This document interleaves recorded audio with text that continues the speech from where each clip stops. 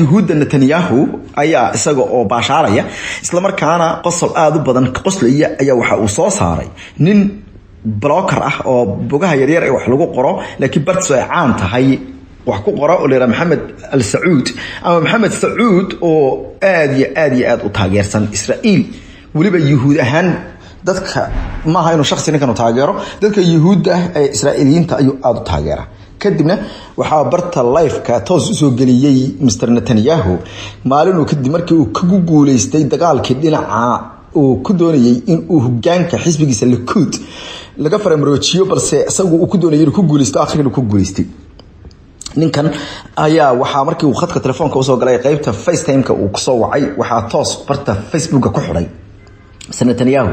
Netanyahu ujeedka uu ka lahaa inuu dadka tuso ninkaasi sida uu taageersan yahay meelo dhacsan yahay waxay mid siyaasadeed isla markaana inuu dadka yuhuudda uu dareensiiyo in uu is ogoleysiiyay si kastaba ha noqotay dad carbeed oo asaga u jaameynaya isla markaana qof ahaan u taageersan Israa'iil dad ahaan u jecel waxaana ujeedku uu yahay ayaa la yiri mid siyaasadeed oo muujinaya inuu gul siyaasadeed ka gaaray inuu furfuray Israa'iil isla markaana dalalka ay ka mid tahay dalalka ugu kaknaa ee aadka u diidanaa isla markaana in badan aan ogolaa jirin in ay wax cilaaqaada ay yeeshaan haatan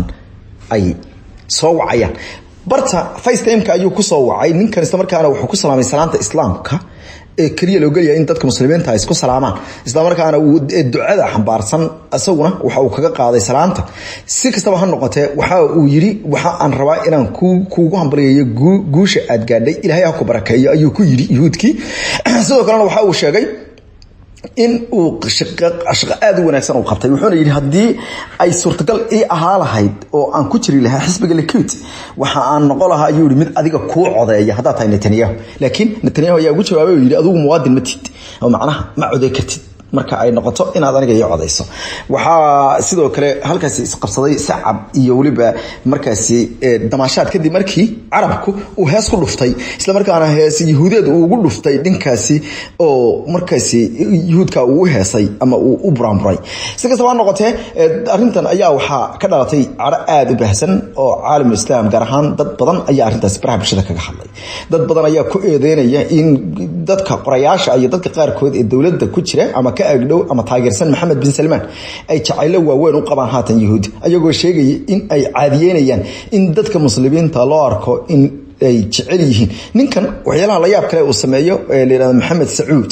waxa kamid ah in bartiisa Twitter-ka ay ugu qoran yihiin 3 luqadood luqadda Carabiga Ingiriisiga waa magaciisa marka la eego oo Maxamed Saud ugu qoran tahay iyo magaciisa kale magaciisa oo af English ama Ingiriisi ahaan ugu qoran Maxamed Saud ah iyo waliba isagoo af Yahuudi ah ugu qoran yahay taasoo muujinaysa ayaa la yiri